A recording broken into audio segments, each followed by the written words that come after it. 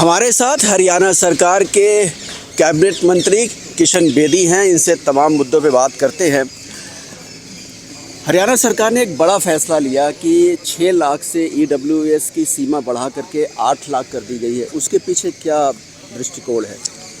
देखिए, केंद्र सरकार का भी ऐसा निर्देश था और हरियाणा के बहुत से वर्गों की इस प्रकार की मांग आ रही थी।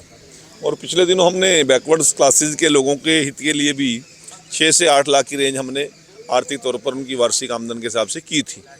और उसी तर्ज पर हमने इस बार हरियाणा के EWS इकोनॉमिकली वीकर सेक्शन जो हमारा है उनको सशक्त करने के लिए, उनको ज़्यादा आरक्षण का लाभ मिल सके, उनको जोड़ने का काम किया है। और मैं आपके माध्यम से ये बात मान सकता हूँ कि उसकी एक व्यापक चर्चा पूरे प्रदेश में है और एक बहुत बड़े वर्ग को उसका लाभ भी मिलेगा। मुख्यमंत्री इस समय तमाम जगहों पे बजट को लेकर के चर्चा कर रहे हैं। गुरुग्राम हो गया या फरीदाबाद, आज हिसार में है, किसानों से मुलाकात कर रहे हैं। 2047 की बात प्रधानमंत्री नरेंद्र मोदी करते हैं, तो उसी परिपाटी पे हरियाणा सरकार भी चलेगी? तो क्यों नहीं, हर सभी प्रदेश जब तक व्यापक रूप से मजबूत नहीं होंगे तो देश कैसे मजबूत होगा। हमारा एक प्रजातांत्रिक देश है, फेडरल स्ट्रक्चर है। सभी लोग सामूहिक रूप से तरक्की करेंगे, सभी का योगदान उतना ही महत्वपूर्ण है देश की तरक्की और उन्नति के लिए। और शरीर का एक अंग कमजोर रह जाए तो शरीर कैसे मजबूत हो सकता है। तो हरियाणा एक महत्वपूर्ण भूमिका निभाए, इस सोच को लेकर हमारी प्रदेश की टीम और मुख्यमंत्री जी के नेतृत्व में सरकार के सभी लोग लगे हुए। और जो आगामी 26 और 27 का बजट आएगा वो सर्वस्पर्शी होगा, जनहितैषी होगा, हर वर्ग की चिंता करने वाला बजट होगा। क्योंकि मुख्यमंत्री जी ने एक विस्तार पूर्वक चर्चा लोगों से शुरुआत कर रखी है और फरवरी में जब बजट सेशन आएगा तो सभी लोगों की राय के अनुसार आएगा, लोगों के हित के अनुसार आएगा।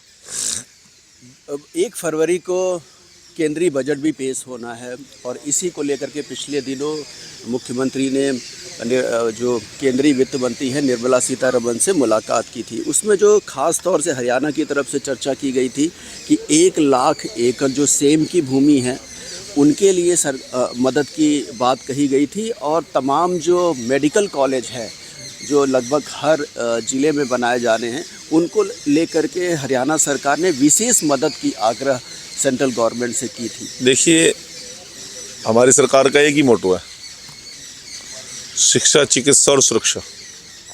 सभी को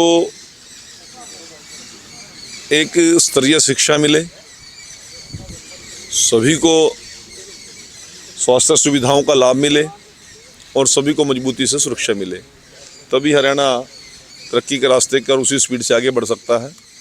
और उसको लेकर केंद्र की हमारी NDA की सरकार है, केंद्रीय नेताओं से हमारे मुख्यमंत्री जी का आग्रह इसी सभी विषयों को लेकर है। और जब विशेष कोई लाभ मिलेगा तो हम और स्पीड से आगे बढ़ेंगे। इसी सोच को लेकर मुख्यमंत्री जी और हमारी पूरी टीम काम कर रही है।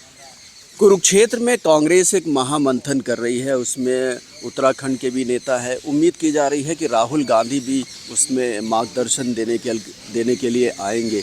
तो इस बैठक को कैसे देखते हैं? क्या कांग्रेस बीजेपी को घेर पाएगी आने वाले समय में? नहीं, आप देखिए ना, पूरी तरह फेल हो चुकी है कांग्रेस। कोई इसको प्रशिक्षण या कोई टॉनिक इसका काम नहीं करेगा, क्योंकि नीचे लोगों का विश्वास ही उठ गया है कांग्रेस से। कांग्रेस के नेता की जिस प्रकार की लगातार बयानबाजी है, देश के खिलाफ बयानबाजी है, विदेशी ताकतों के साथ जुटकर जो बयानबाजी वो कर रहे हैं वो देश हित में नहीं है।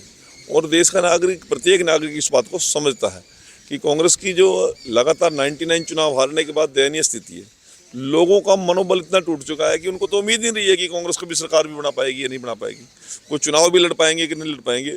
लोगों को जो कांग्रेस के अंदर है उनको अपना भविष्य ही धूमिल नजर आता है। इसलिए इस प्रशिक्षण शिविर का मुझे नहीं लगता कोई लाभ होगा। और प्रशिक्षण देने के लिए भी जो आ रहा है वो स्वयं प्रशिक्षण की जरूरत है उसको। तो धन्यवाद मंत्री जी। तो किशन बेदी थे जिन्होंने साफ कहा कि जहां उन्होंने बजट की रूपरेखा के बारे में बताया, वहीं पर कुरुक्षेत्र में जो कांग्रेस का मंथन शिविर चल रहा है उसमें उम्मीद है कि राहुल गांधी कांग्रेस के नेता वहां पर आएंगे। उनको लेकर के साफ तौर पे मंत्री जी ने कहा कि उन्हें खुद प्रशिक्षण की ज़रूरत है, वो कांग्रेस के आम कार्यकर्ताओं को क्या प्रशिक्षण देंगे।